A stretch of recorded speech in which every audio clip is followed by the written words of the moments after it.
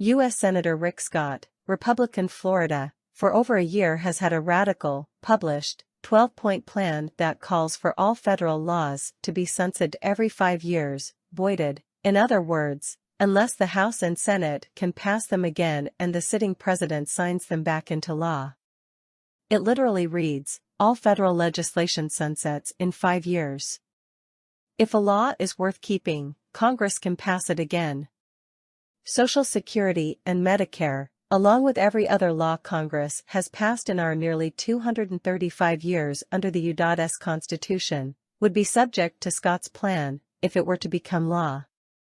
And yet, Senator Scott has consistently claimed that he never called for that, and that he would never touch Social Security or Medicare, despite it being here, in print. Here's Senator Scott last year, getting criticized on Fox News, and denying his published plan says what it says. During the State of the Union, President Joe Biden politely criticized what he generously characterized as some Republicans wanting to kill Social Security and Medicare. Republicans called him a liar during Tat's solemn event on primetime national television.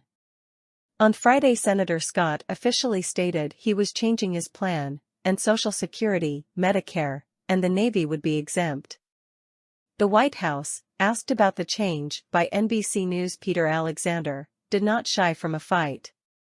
So I have a couple of things to say to the senator, White House Press Secretary Karine Jean-Pierre told Alexander.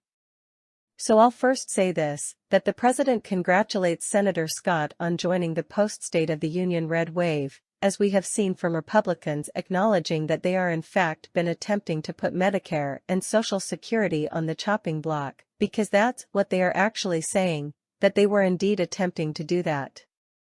So for the past year, and we have the facts the past year, he has explained the absence of an exception by saying, if it's worth keeping, we're going to keep it, but make no mistake, his true colors are undeniable, and on the record, she said of Senator Scott, they have been speaking at both sides of their mouths here.